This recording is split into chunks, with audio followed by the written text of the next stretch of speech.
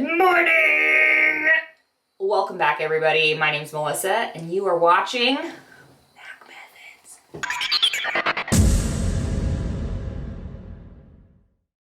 Good morning, everybody. Welcome back.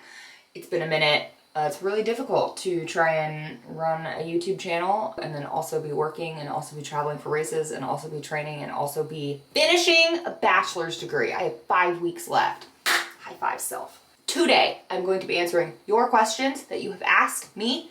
Keep in mind, I'm going to say this again, I am not a doctor, I'm not a professional, I'm not a nutritionist. I am simply a person who has lived through these things and figured out what works for me. Maybe they will work for you. Maybe they won't. I don't know. By no means telling you that this is the right way to do things. This is just how I do things and what works for me. So, let's get started. I'm already tired. I'm very tired, so that means we're like a little up here. Number 1, what is the secret to meal prepping for one person? I've actually been asked this a couple of times. First and foremost, I don't know exactly what you mean by secret, like what is challenging you. I have found that Pinterest is my best friend. I will look up all types of recipes, and usually something that you find for a family dinner coincidentally happens to be a perfect amount for 5 days of meal prepping. You can also just search meal prep ideas. They've got tons of different ideas out there, and I will recycle the same ones and then also add different spins to them. Bistro boxes are one of my favorites to do, and every week I'll do something different in them. So there's not really a secret to it. My other tip that I will give you is it can be kind of intimidating to do because it is a lot of work. I usually make it a thing on a Sunday. I'll wake up on a Sunday, I'll go grocery shopping, and then I will put on some music and, you know, just lay everything out and just kind of make it a thing. Like, I just know that on Sundays, I'm gonna spend a couple of hours doing my meal prepping, and then the rest of the week I feel so good not having to worry about that. So that's how I do it. Number 2, what shoes do you run in? I have 2 different types of shoes. I have road shoes and I have trail shoes.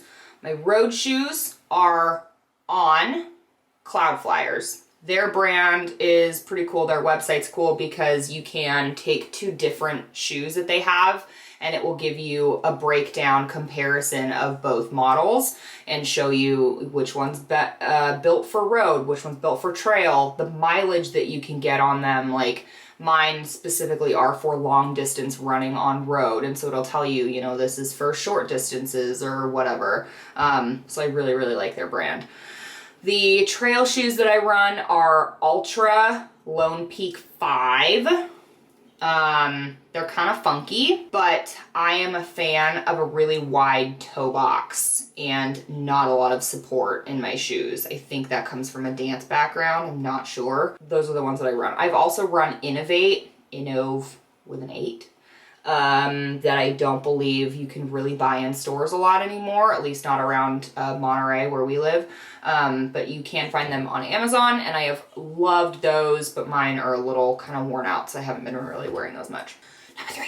What's your favorite fitness clothing brand? I wear mostly Fabletics. If they're workout pants, 100% Fabletics. Most of my sports bras, if not all of them, are Fabletics. Do the VIP membership because you will save a lot of money. My shorts, I usually either run Nike Dry Fit shorts or I run the IAB brand, the online brand I Am Becoming. Be careful because you will get roped into a subscription and get shorts every month that you weren't expecting. They're cool because they actually have a no ride band on the inside of the thigh where, or the bottom of like the pant leg, and it actually works. So that's nice to know if you do want to try them. I wish that they were a little higher waisted just because I like high waisted pants when I'm working out, but they definitely stay in place, which is very nice when you're running long distances. So that's what I wear. This is my favorite question. So TikTok has made me buy this weighted hula hoop. I've used it for 2 days, 30 minutes. What other exercises can I do to get abs? TikTok made me buy it. Classic. You don't want to hear this, but abs, most of weight loss, but especially abs, is about 80-85% diet. The workouts are just to tone for the most part, kind of helps advance things a little bit faster, but it is pretty much all diet. Other than that, any ab exercises, any ab workouts, you know, just search YouTube. There's some great 5-minute ab workouts and things like that that you can find that I would recommend, but it is mostly diet, unfortunately. I don't want to hear it either, trust me. Is it true that girls shouldn't lift? What? This question drives me nuts. No.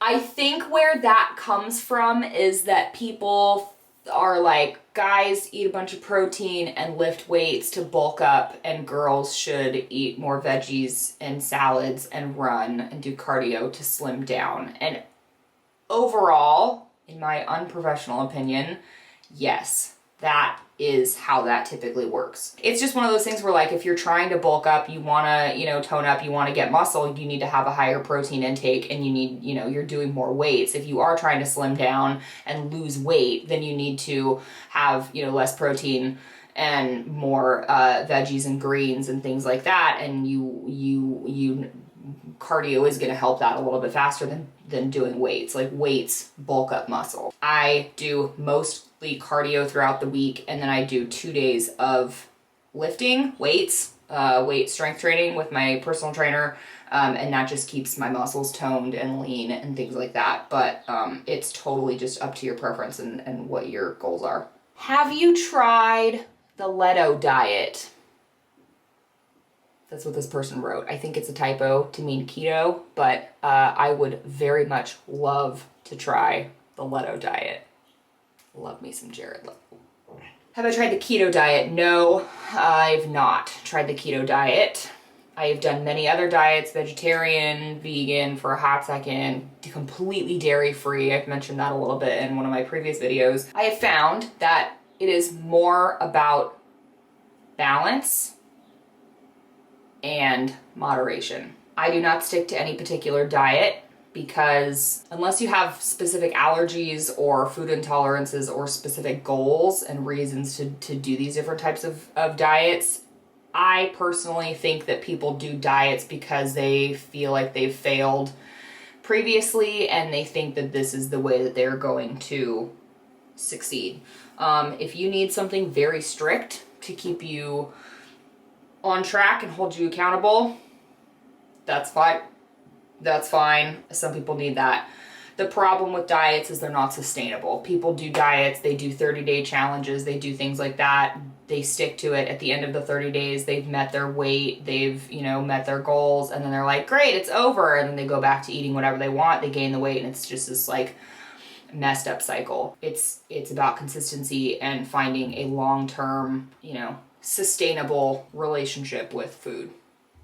So no, I have not tried the diet, and I will not be trying the diet. I want to get back into working out, but I hate going to the gym. Any tips on motivation? Yeah, I hate going to the gym too. Don't go. I notice I did not say don't work out. I said don't go. If you genuinely hate the gym and that's not working for you, find other ways to do it. I love working out outdoors, swimming in the ocean, which is not for everybody. Hiking, running trails, doing, you know, workouts in a park with a group of people. Like, there's many other ways to do it besides gyms. If that is not your thing, that's not your thing. It is not my thing either. Get outdoors and find what makes you happy working out in nature. Nobody ever told me that, and then I figured it out, and it was great. My foot is completely asleep right now. Last question. How do I get started in building up my cardio for running? It is so freaking hot in here. How do I get started in building up my cardio for running? Just go. Just go. Usually when I'm kind of like restarting my cardio journey after whatever reason for not having done it for a little bit, you want a baseline. That's the tip that I would give you, is get a baseline. Just go, hit a mile, try and hit a mile, figure out what your time is. Whether you walked, whatever it was, you could have walked the entire thing. How long did it take you?